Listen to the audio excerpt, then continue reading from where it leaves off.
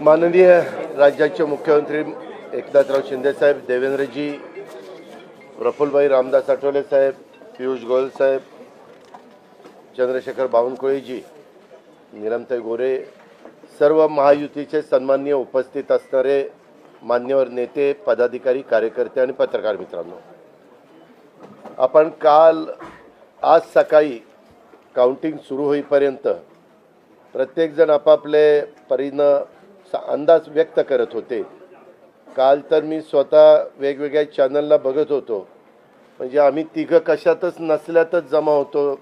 बाकीच्यांच्या गाड्या फिरवणं, ड्रायव्हिंग करणं, इकडं जाणं तिकडं जाणं, इतकं काही सुरू होतं की आम्ही पहिल्यांदा 1:45च्या पुढं जाऊ आम्हाला वाटत होतं. कालचं सगळं बघितल्यानंतर आम्हाला वाटायला लागलं की आपण कुठंतरी खाली जातोय का काय. परंतु महाराष्ट्रातल्या जनतेने विकासाकडे बघून महायुतीला प्रचंड अशा प्रकारचं जे यश प्राप्त करून दिलंय, त्याबद्दल महाराष्ट्रातल्या तमाम जनतेचं महायुतीच्या वतीनं, व्यक्तिशः माझ्या वतीनं मी त्यांना मनापासून धन्यवाद देतो, मनापासून आभार मानतो. सगळेच कार्यकर्ते राबले, उमेदवार राबले, सगळे सहकारी घटक पक्षाचे, मित्र पक्षांचे सगळे आमचे सहकारी त्याच्यामध्ये स्वतःला झोकून दिलं आणि सगळ्यांनी ही निवडणूक आपली स्वतःची निवडणूक आहे असं समजून त्या ठिकाणी कामाला लागले.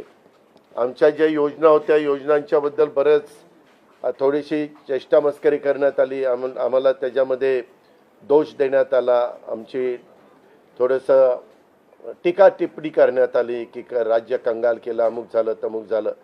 परंतु नंतर त्यांचे जाहीरनामे बाहेर आल्यानंतर आम्हाला ते दिसलं की हे काय चाललेलं आहे, कसं चाललेलं आहे, कुठलाही हिशोब न ठेवता अशा प्रकारचे जाहीरनामे बाहेर आले आणि आपण सगळ्यांनी त्या ठिकाणी पाहिलं. आम्ही मुळात काय केलं, लोकसभेच्या निवडणुकीच्या निमित्तानं आम्हाला मोठं अपयश आलं. म्हणजे महाराष्ट्रामध्ये आम्हाला तिघांनाही वाटलं नव्हतं की बाबा अशा प्रकारचं आपल्याला अपयश मिळेल, परंतु ते मिळालं. आम्ही ते मान्य केलं, त्याच्यातून आम्ही पुन्हा सावरण्याचा प्रयत्न केला. अर्थसंकल्प सादर करत असताना आम्ही सरकारमध्ये तिघांनी मिळून काही योजना जाहीर केल्या. त्या योजना इतक्या पॉप्युलर झाल्या, त्याच्यामध्ये लाडकी बहिणा म्हणजे गेम चेंजरच ती योजना झाली. अंडरकरंट असा का बहिणींनी दाखवला की मी सगळे उताने पडले, सगळे आडवे झाले. एक माझं स्वतःचं स्पष्ट मत आहे, प्रत्येकाची वेगवेगळी मतं असू शकतात आणि उलट आमच्यावर आता जबाबदारी वाढलेली आहे. कारण एवढ्या प्रचंड बहुमताने, म्हणजे मी तर जसा राजकारणात आलोय तसं 222 आणि 225 महायुतीला किंवा कुठल्याही आघाडीला महाराष्ट्रामध्ये तरी कधी असं यश मिळालेलं माझ्या तरी पाहण्यात नाही, माझ्या तरी ऐकवत नाही. कदाचित पूर्वीचा काळ वेगळा काँग्रेसचा असेल, त्यावेळेस कधी झालं असलं तर माहिती नाही, परंतु बाकीचे विरोधक नगण्य होते त्यावेळेसची गोष्ट. परंतु अलीकडच्या काळामध्ये जसं आम्हाला समजतंय तसं तर एवढं प्रचंड यश हे पहिल्यांदाच मिळालेलं यशाने आम्ही हुरळून पण जाणार नाही आणि आम्ही अतिशय जमिनीवर पाय ठेवून आता, म्हणजे जसे जसे ते आकडे आम्हाला दिसत होते तसे तसे तसे फायनान्सच्या गोष्टी माझ्या डोळ्यासमोर येत होत्या. मी देवेंद्रजींना पण फोन केला तेव्हा म्हटलं, देवेंद्रजी खूप काही काम करावं लागेल. एकनाथरावजींना पण तसं सांगितलं की फार आर्थिक शिस्त आपल्याला त्याच्यामध्ये आणावी लागेल आणि आम्ही आणू. त्याच्यात आम्हाला हे नवीन नाही आहे, आम्ही सगळे अनुभवी माणसं, आम्हाला त्याच्यामध्ये कुठली काही अडचण नाही. आणि शिवाय आमच्या पाठीशी केंद्र सरकार आहे, तो आम्हाला खूप मोठा एक आधार आहे. एक आमच्या पाठीशी एक मोठा भक्कम अशा प्रकारचा भरोसा आहे. आणि त्याच्यामुळं ह्या सगळ्या ज्या काही गोष्टी झालेल्या आहेत, आता विरोधक टीका करतात की बाबा बॅलेट पेपरनी घ्यायला पाहिजे होतं, मग बॅलेट पेपरने लोकसभेला पण घ्यायला पाहिजे होतं. लोकसभेचा निकाल लागला की तो बरोबर आणि इथला निकाल लागला की मग बॅलेट पेपर यायला पाहिजे, मग मशीन काही EVM बरोबर नाही, असं नाही चालत. आता झारखंड पण आमच्या हातनं गेलंच ना, आम्ही कुठं काय म्हणतो. ठीक आहे, त्या जनतेने कौल दिलेला आहे तशा पद्धतीनं महाराष्ट्रातल्या, विशेषतः महाराष्ट्रामध्ये बऱ्याचदा आपले जे 6 रिजन आहेत ना, मराठवाडा, विदर्भ, पश्चिम महाराष्ट्र, कोकण, मुंबई, अशा सगळ्या वेगवेगळ्या रिजनमध्ये, नाशिक, सगळीकडेच तुम्ही बघितलं तर सगळीकडे महायुती जोरात चालली. असं कुठं नाही की मागच्या वेळेस कसं झालं, आम्हाला झटका दिला तो मराठवाड्याने दिला. आमची एकच जागा त्यावेळेस भुमरे साहेबांची आली, संभाजीनगर सिटीतली, बाकीकडे सगळीकडे आम्हाला दारुण पराभवाला सामोरं जावं लागलं आणि तसं ह्या वेळेस झालं नाही. तुम्ही जर अंदाज घेतला तर सगळीकडेच चांगल्या प्रकारे महायुतीला यश मिळालं. काही जागा गेल्या त्या फार थोड्या मतांनी त्या बाबतीमध्ये गेलेले आहेत असंही चित्र. आणि मीडियावाल्यांनो, मला एक, तुम्हाला इलेक्ट्रॉनिक पण आहे, प्रिंट पण मीडिया आहे, मला एक कळत नाही, तुम्ही खऱ्या बातम्या देत चला ना. जे खऱ्या देत नाही त्यांना मला म्हणायचं तुम्ही बाकी सगळे खऱ्या बातम्या देतात, त्याच्याबद्दल दुमत नाही. पण मी टी व्ही चालू केलं आणि अजित पवार पोस्टल बॅलेटमध्येच मागं, मी विचारतोय तिथं फोन करून, ते म्हणले नाही दादा आपण पुढं आहे. आता माझं लीड 1,02,000 मताधिक्य मी मिळवलं आणि खुशाल तुम्ही दाखवताय अजित पवार मागं, अजित पवार मागं. मग काही जण म्हणलं का रे असे दाखवतायत, TRP त्याच्याशिवाय वाढत नाही. अरे तुमच्या TRPला आम्हाला का मातीत घालताय, आमची का बदनामी करताय. त्याच्यामध्ये मी नंतर पुन्हा अधिकाऱ्यांच्याकडनं माहिती घेतली की नक्की पोस्टल बॅलेट किती झाले. पोस्टल बॅलेटमध्ये पण आम्ही पुढं होतो आणि रेग्युलर मतदानामध्ये पण पुढं होतो. सांगायचं तात्पर्य की बाबा तुमच्यावर सगळ्या चॅनलवर जनतेचा एवढा विश्वास आहे, म्हणजे विश्वास नाही ते सकाळच्या 9 वाजताच्या भोंग्यावर विश्वास नाही, पण बाकीच्यांवर फार विश्वास आहे. माझं एवढंच म्हणणं आहे की खऱ्या बातम्या दिल्या तर काही वाईट होणार नाही. पण खूप चांगलं यश मिळालं. अजून पण काही काउंटिंग चालू आहे, काही ठिकाणी रिकाउंटिंग मागितलेलं, ठीक आहे, तो त्यांचा प्रत्येकाचा अधिकार आहे. पण खरोखरीच सगळ्याच राज्यातली जबाबदारी आम्हा महायुतीवर वाढलेली आहे आणि त्या उलट आम्हाला अधिक जास्त बारकाईनं इथून पुढं काम करावं लागणार आहे. कारण एवढं दैदिप्यमान यश ह्या सगळ्यांनी मिळून दिलेलं आहे आणि जनतेचे मानावे तेवढे आभार कमीच आहेत. म्हणजे काय आता त्यांच्याकरता, म्हणजे त्यांच्या ऋणातच आम्ही राहू इच्छितो. आणि 5 वर्ष अक्षरशः अतिशय एकोप्याने ही युती शेवटपर्यंत कशा पद्धतीनं काम करेल आणि जनतेने टाकलेल्या विश्वासाला कुठल्याही परिस्थितीमध्ये तडा जाऊन दिला जाणार नाही. अतिशय चांगल्या पद्धतीनं राज्याच्या सर्वांगीण विकासाच्या करता जसं आम्ही विकास हा केंद्रबिंदू मानून पुढं गेलो, तशाच पद्धतीचं काम हे इथून पुढच्या काळामध्ये देखील महायुतीच्या वतीनं त्या ठिकाणी चालेल अशा प्रकारची खात्री मी आपल्या पत्रकार मित्रांना पण देतो आणि आपल्यामार्फत महाराष्ट्रातल्या तमाम जनतेला देतो. पुन्हा एकदा मतदार बंधू भगिनींचं, सर्वांचं, मीडियाचं, इलेक्ट्रॉनिक, प्रिंट, सर्वांचं मी मनापासून आभार मानतो, मनापासून धन्यवाद देतो. धन्यवाद. अरे मराठी मातृभाषा अभिजात भाषेचा दर्जा आत्ताच दिलाय ना, लगेच विसरायला लागला. नाही नाही, ते दिल्लीत बोलतात. मी माझी भावना मगाशीच मांडली आहे की केवळ आत्ता एवढंच सांगेन की महाराष्ट्राच्या जनतेसमोर आम्ही नतमस्तक आहोत. जनतेने ज्या प्रकारचा विजय दिलेला आहे, खऱ्या अर्थानं हा विजय एक प्रकारे आमची जबाबदारी वाढवणारा विजय आहे. देशाचे प्रधानमंत्री मोदीजींवर महाराष्ट्राने दाखवलेला विश्वास आहे आणि त्यामुळे आता आम्हाला खूप काम महाराष्ट्रामध्ये करावं लागेल याची आम्हाला जाणीव होते आहे. म्हणून पुन्हा एकदा महाराष्ट्रातल्या सगळ्या मतदारांच्या चरणी आम्ही नतमस्तक होतो आणि त्यांना आश्वस्त करतो की त्यांनी जो विश्वास दाखवला आहे त्या विश्वासाला आम्ही तडा जाऊ देणार नाही. सगळ्यांचे अतिशय मनापासून आभार.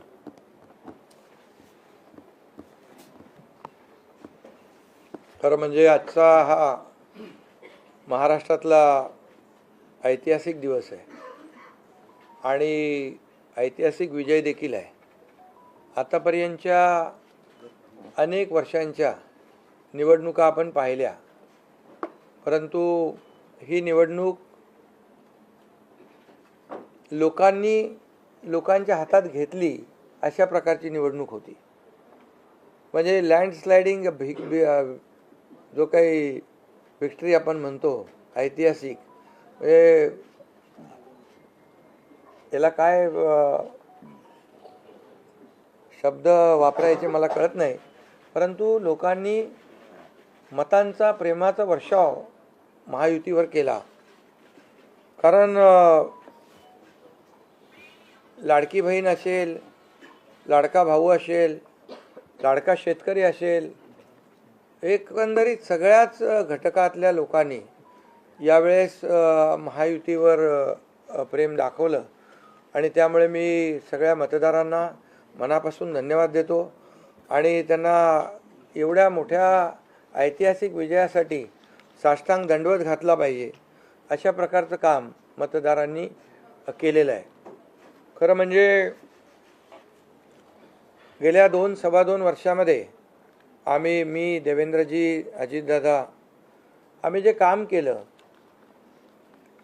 या राज्यामध्ये की शिवसेना, भाजपा, राष्ट्रवादी, RP आमचे आठवले साहेब इकडे आहेत आणि आमचे इतर घटक मित्रपक्ष आणि जे निर्णय आम्ही घेतले ते निर्णय आतापर्यंतच्या इतिहासामध्ये न भूतो न भविष्यते असे होते.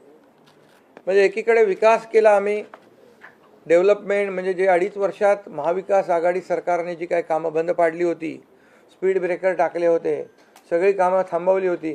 तुमच्या काळातली जी कामं जसं महाविकास आघाडीचं सरकार 2019ला आलं त्यानंतर ती सगळी कामं बंद पाडली, त्याला स्टे दिले आणि ते स्टे आम्ही सगळे काढले आणि कामं सुरू झाली. मग अटल सेतू झाला, समृद्धी झाला, आपला कोस्टल झाला आणि मेट्रो झाली, कारशेड झालं आणि मोदी साहेबांच्या शुभ हस्ते त्याचं आम्ही उद्घाटनही करू शकलो.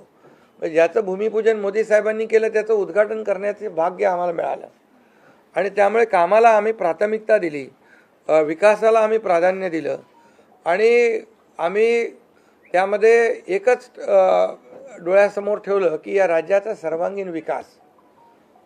आणि राज्याचा सर्वांगीण विकास करत असताना सर्व घटकांना आम्ही समोर ठेवलं आणि पाहिलं की जे 2.5 वर्षामध्ये जी कामं त्यांनी थांबवलेली आणि 2.5 वर्ष त्यांनी जे सगळं बंद पाडलं होतं ते किती वेगाने आम्ही सुरू करू शकलो याचं समाधान आणि आनंद आम्हाला आहे. कारण त्याचे तुम्ही ते फळं पाहत आहे. सगळी लोकांना आपण मेट्रो दिली, समृद्धी दिलं, अटल सेतू दिला, कोस्टल दिलं, लोक तो वापरू लागले. आणि त्याचबरोबर दुसरीकडे कल्याणकारी योजना आम्ही केल्या. कल्याणकारी योजनेमध्ये लाडकी बहीण, मुख्यमंत्री लाडकी बहीण योजना, त्यानंतर मग लाडका भाऊ केला आम्ही, युवा प्रशिक्षण योजना केली, 3 गॅस सिलेंडर दिले, त्यानंतर वयोश्री योजना केली, शेतकऱ्यांची आम्ही योजना केली, शेतकऱ्यांना वीज बिल माफ केलं, शेतकऱ्यांचं जे 7.5 HP 3, 5, 7.5 हां 3, 5, 7.5 आणि त्या पंपाचं वीज बिल माफ केलं. शेतकऱ्यांना आम्ही 2.5 वर्षामध्ये 2.25 वर्षामध्ये आतापर्यंतच्या इतिहासामध्ये जेवढा मोबदला दिला नव्हता 15,000 कोटी रुपये तो दिला. त्यांच्या योजनांसाठी 45,000 कोटी रुपये. म्हणजे एकंदरीत कल्याणकारी, मी डिटेलमध्ये जात नाही त्याच्यामध्ये, पण एकीकडे विकास आणि दुसरीकडे कल्याणकारी योजना याची आम्ही सांगड घालण्याचा प्रयत्न केला. आणि नेमकं यामध्ये आमचा उद्देश एवढाच होता की या राज्याला पुढे न्यायचं, या राज्याचा सर्वांगीण विकास करायचा, या राज्यातल्या प्रत्येक घटकाला काही ना काही राज्य सरकारच्या माध्यमातून आधार मिळाला पाहिजे. आणि मग आम्ही सर्वसामान्यांचं सरकार म्हणायचो.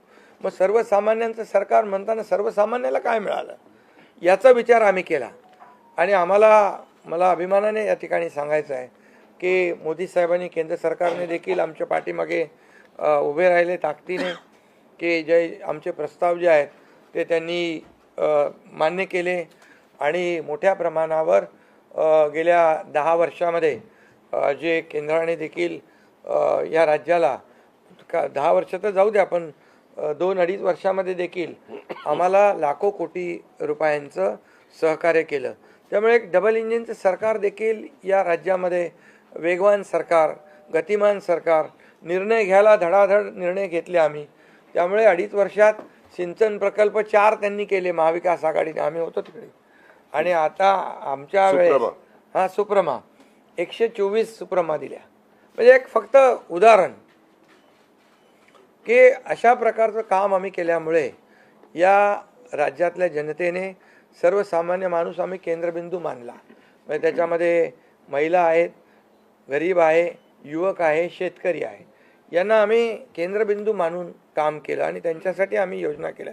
काय आमच्यावर आरोपही झाले, एका रेवड्या बाटण्या काय म्हणजे तुम्ही हे वाटप सुरू केलं आहे, बहिणींना विकत घेताय का, काही लाच देताय का, या सगळ्या गोष्टीला आम्ही सामोरे गेलो. कोर्टामध्ये काही लोक गेले ही योजना बंद करण्यासाठी.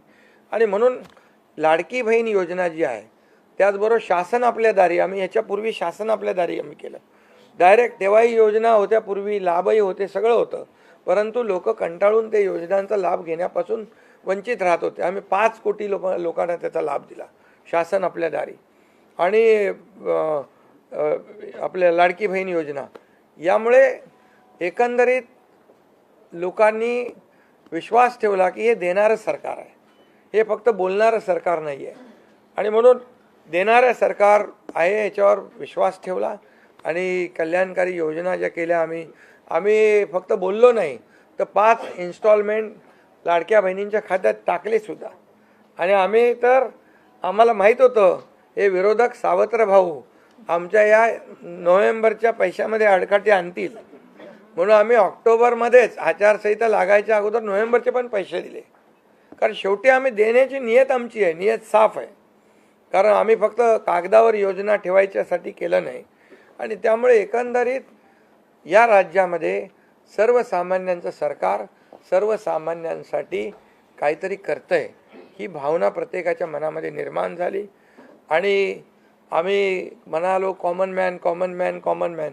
आता कॉमन मॅनने आम्ही ठरवलं आहे की त्यांच्या जीवनामध्ये काही बदल घडवून चांगले दिवस आणून त्याला सुपरमॅन करायचं. पण त्यांनी आम्हाला या निवडणुकीत सुपरमॅनसारखं काम करून दाखवलं आणि एवढं भरभरून त्यांनी आशीर्वाद दिले की लोकांनी एवढंच आहे की यामध्ये बऱ्याचशा गोष्टी स्पष्ट झाल्या. लोकांनी कल्याणाचं आणि विकासाचं राजकारण स्वीकारलं. लोकांनी सुडाचं, आरोपाचं, द्वेषाचं राजकारण झिडकारलं. आणि म्हणून 2 निवडणुका ज्या लोकसभेमध्ये पण आणि लोकसभेत फेक नॅरेटिव्ह वगैरे सगळं केलं, काय केलं, संविधान बदलणार वगैरे, सगळ्या जातीमध्ये भीती निर्माण केली, प्रत्येकाला घाबरवलं. तरीसुद्धा एवढं होऊन पण प्रधानमंत्रीपदी मोदी साहेबच बसले. आता ते म्हणाले जनतेच्या दरबारात जाऊ, आम्ही जनतेच्या दरबारात जाऊ. लोकसभेच्या वेळेस पण गेले, पण शेवटी एवढं करून, एवढं सगळं खोटं नाटं सांगून, लोकांना घाबरवून पण प्रधानमंत्रीपदी शेवटी मोदी साहेब बसले. आणि आताही म्हणाले आम्ही जनतेच्या दरबारात जाऊ. आता जनतेने त्यांना जो काय मॅन्डेट द्यायचा तो दिलेला आहे. आणि त्यामुळे जनतेने पूर्णपणे विकासाला आणि कल्याणकारी योजनांना स्वीकारलेला आहे. यामध्ये लोक रोज आमचं सरकार स्थापन झाल्यापासून रोज सरकार पडणार रोज आम्हाला 3-4च शब्द ठेवले होते त्यांनी. ते शब्द तुम्हाला माहीत आहे, मी ते परत त्याचा उच्चार करू इच्छित नाही. पण 4था शब्द होता का? नाही. पण आम्ही त्याला आरोपाने उत्तर नाही दिलं. आम्ही कामातून उत्तर दिलं त्याला. आणि कामातून उत्तर दिलं आणि ते काम लोकांना भावलं की बाबा हे काम करणारे लोक आहेत आणि काम सर्वसामान्य लोक आहेत. मी स्वतःला काय समजायचो, CM म्हणजे चीफ मिनिस्टर, मी म्हणायचो कॉमन मॅन आहे. आता कॉमन मॅनमध्ये मी जायचो. आता आमचे दोन्ही उपमुख्यमंत्री दोन्ही आम्ही 24/7 काम करत होतो. आणि याच्यामुळे घरी बसून सरकार चालवता येत नाही, फेसबुकवरून सरकार चालवता येत नाही, हे स्पष्ट झालेलं आहे.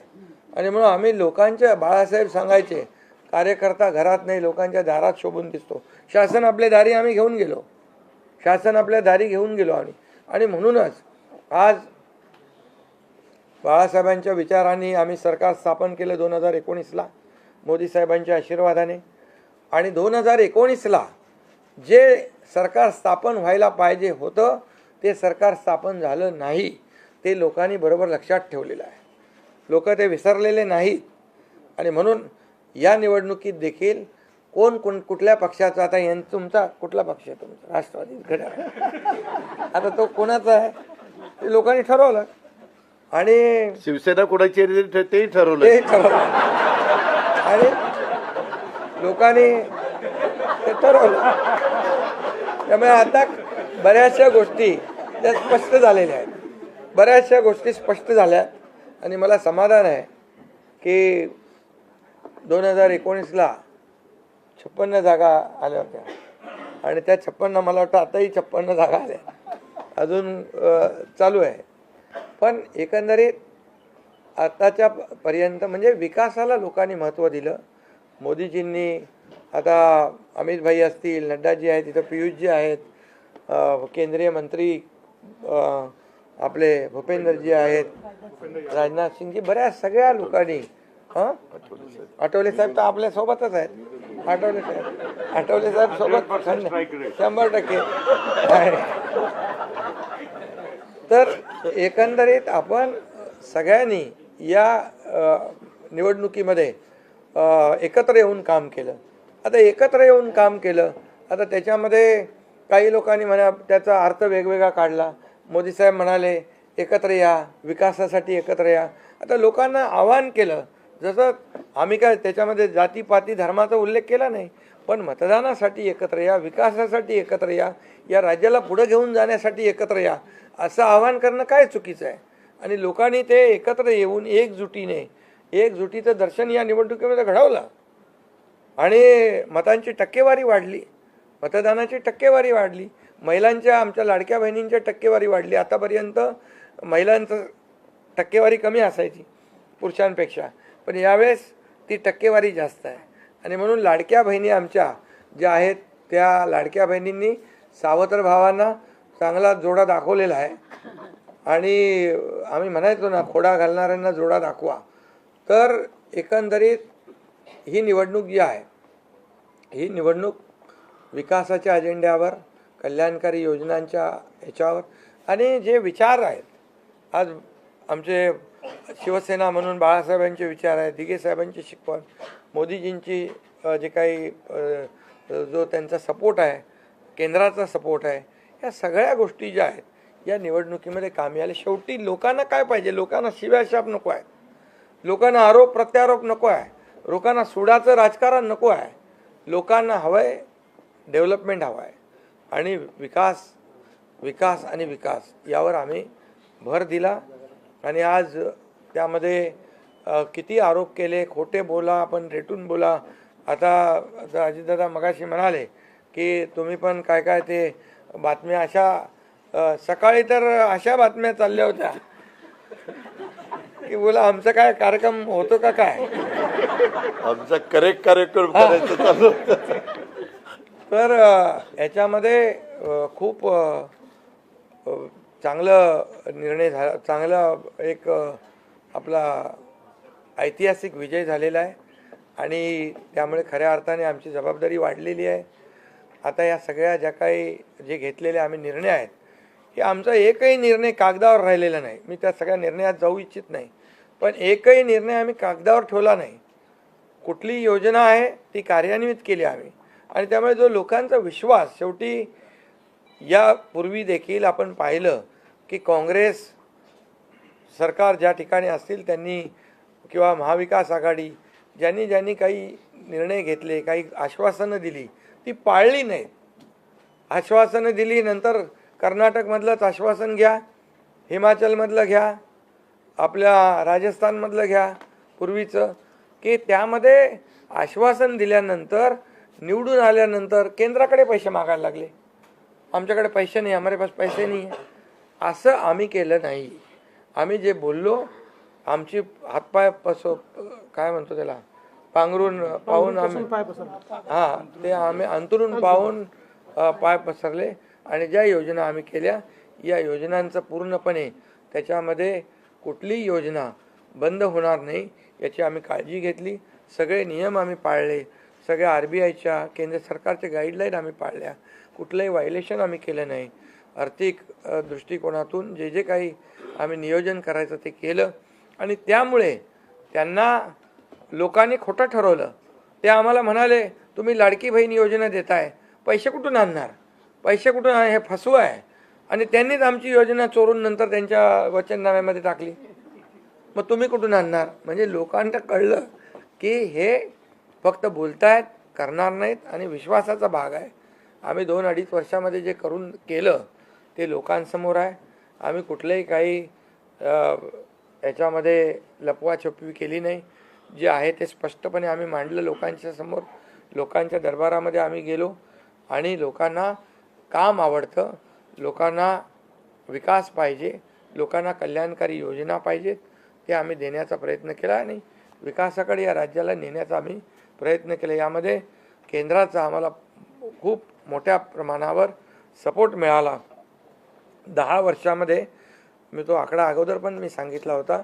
मनमोहन सिंग प्रधानमंत्री होते, 10 वर्षात राज्याला त्यांनी 2 लाख कोटी दिले, पण यावेळेस 10 वर्षामध्ये मोदीजींनी 10 लाख कोटी दिले. म्हणजे आताचं नवीन उदाहरण तर 76,000 कोटी वाढवण बंदर आहे, दिघी बंदर आहे. अशी म्हणजे डेव्हलपमेंटसाठी जे आहे, मग ते एअर कनेक्टिव्हिटी असेल, water connectivity, rail connectivity, road connectivity असेल, अनेक प्रकल्पांना जे काही पाण्याची योजना असतील आमच्या, त्या सगळ्याला खूप मोठ्या प्रमाणावर सपोर्ट केला आणि त्यामुळे आम्ही या राज्याला विकासाकडे घेऊन जाऊ शकलो आणि लोकांना कल्याणकारी योजना आम्ही देऊ शकलो. आणि लोकांना आम्ही याच्यामध्ये मतं नाही, आम्ही लोकांची मनं जिंकलेली आहेत.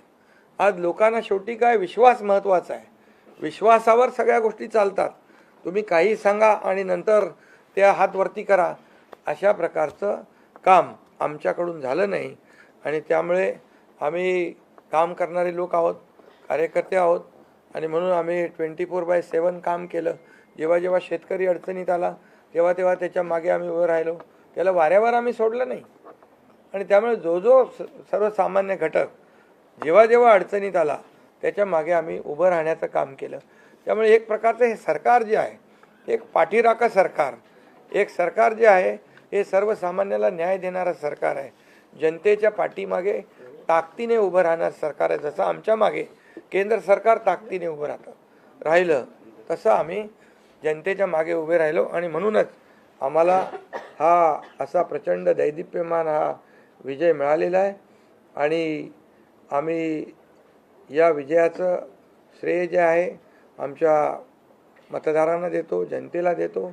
जे आमचे महायुतीचे सर्व कार्यकर्ते आहेत त्यांनी मेहनत घेतली आहे त्या सगळ्यांना देतो. आणि म्हणूनच यापुढे जे काही काम आहे या जनतेच्या हितासाठी करणं एवढंच आमची जबाबदारी आहे.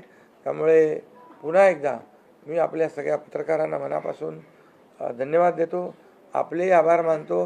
आणि आता इथून पुढे तुम्ही खऱ्या चांगल्या बातम्या दिल्या तर तुमचा TRP वाढत जाईल.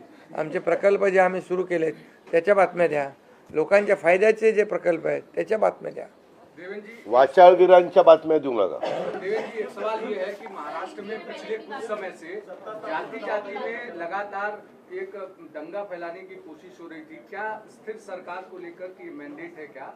दूसरा, वोट जिहाद शब्द आपने इस्तेमाल किया था, इस बार भी ऐसी कोशिश कई जगहों पर हुई थी, उसको कैसा जवाब? मुझे ऐसा लगता है कि प्रधानमंत्री जी ने एक जो नारा दिया था, एक है तो सेफ है, सब समाज को साथ में लाने वाली जो बात प्रधानमंत्री जी ने कही थी, महाराष्ट्र के लोगों ने उसको रिस्पॉन्ड किया है. और महाराष्ट्र के सभी समाजों ने एक साथ मिलकर एक बड़ा मैंडेट हमको दिया है. मुझे लगता है कि आज निश्चित रूप से जो लोग तुष्टीकरण की राजनीति करना चाहते थे, जो डिविजिव पॉलिटिक्स करना चाहते थे, उनको करारा जवाब जनता ने ही दिया है. और प्रधानमंत्री जी की बात को लोगों ने यहाँ पर एक्सेप्ट किया. आप दोनों से ये सवाल है, एनसीपी और शिवसेना, आप दोनों को लेकर ये आरोप लग रहे थे बार बार, आप दोनों के लिए साथ की लड़ाई थी, शिवांगी ठाकुर, न्यूज, एकता जी और अजीत पवार जी की नकली है. क्या आपको लगता है आज के बाद ये आरोप अब जनता ने जवाब दे दिया है, आपकी ओर से क्या जवाब दिया जाएगा? क्योंकि असली और नकली का फैसला जनता ने दिखाया ना. अभी आपने पहले ही बोल दिया ना. नहीं, आपकी ओर से जाना चाहते हैं क्योंकि देखिए बार-बार नहीं, देखिए जनता ने आज बता दिया है. असली नकली में मैं जाऊंगा नहीं, लेकिन बाला साहब ठाकरे जी की विचारधारा वाली जो शिवसेना है, शिवसेना भाजपा की गठबंधन वाली जो शिवसेना है, एक विचारधारा वाली शिवसेना आज लोगों ने तय कर लिया है. कौन है, मैंडेट दिया है लोगों ने आज. अभी तो मुझे लगता है वो तो अभी उनको तो हम कैसे रोकेंगे, वो तो और कुछ ना कुछ बोलते रहेंगे. लेकिन जनता की अदालत में जाने के बाद उनको भी दिखाया है और हमें भी दिखाया है.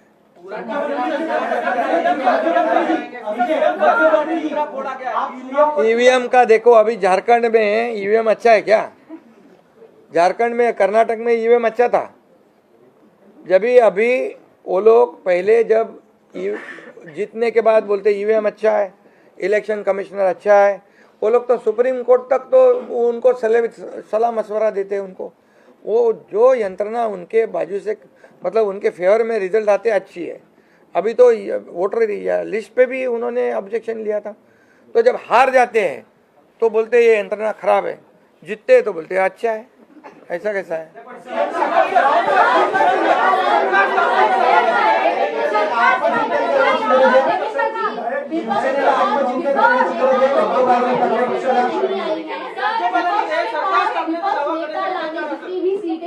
तो यही तो देखिए, यही तो मैं बता रहा हूँ कि जनता ने पूरी तरह, मैंने पहले भी कहा था कि पूरी तरह थंपिंग मेजोरिटी मिलेगी।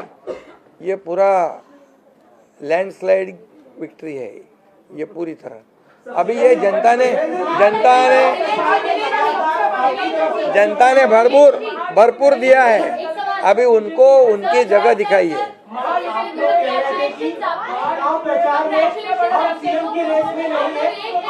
एक ही मुख्यमंत्री बनने वाला है, ऐसे में तीनों में कुर्बानी कौन देगा, इसको लेकर बताइए। अरे भैया, अभी हम लोग अभी तो आंकड़े भी आने के अभी चालू है ना, काउंटिंग चालू है। अभी होने के बाद हमारी तीनों पार्टियां बैठेगी। हम जैसे आपको बताते हैं, जैसे हमने सीटों का बंटवारा हुआ, हमें कोई मतभेद हमारे में नहीं थे, आज भी कोई मतभेद नहीं है। हम हमारे वरिष्ठ और हम लोग बैठ कर उसके ऊपर निर्णय लेंगे। बच्चे हैं नई सरकार को लेकर के, तो क्या कब तक दावा पेश करेंगे गवर्नर के पास? अरे हमें करो ना, कब तक दावा पेश करेंगे गवर्नर के पास? क्योंकि अब 26 तारीख जो है वो डेट पिछली बार हुआ था, 5 साल पूरा होगा।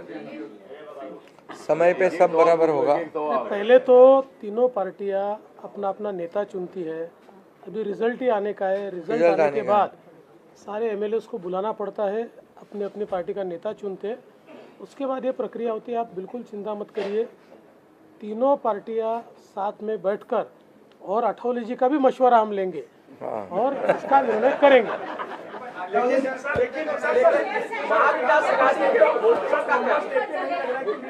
महाविकास अघाड़ी ने दादा होटल बुक किए थे कि वहाँ पर एमएलएस को रखा जाएगा, तो ये जनता ने तय किया है ना। पर एक कमेंट जनता ने इतना भरोसा दिखाया है, अभी हमारी जिम्मेदारी बढ़ गई है। हाँ, तो फिर वही तो पब्लिक जनता ने दिखा दिया है।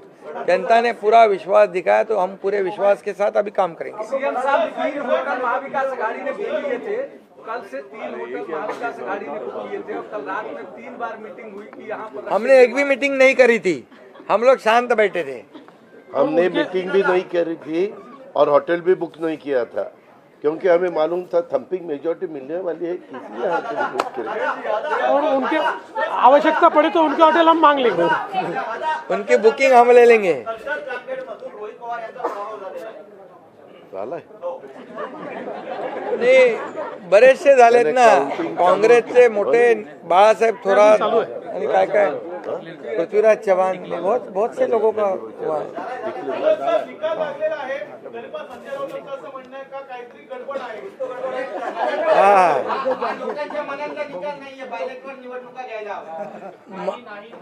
संजय राऊतची बडबड आहे त्याच्यामध्ये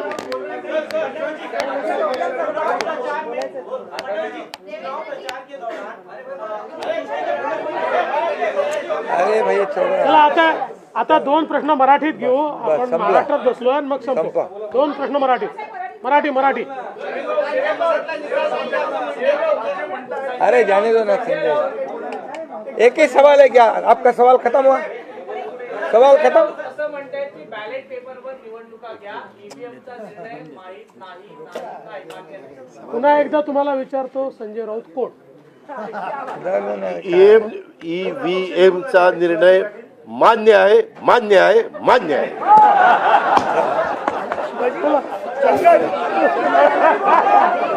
धन्यवाद।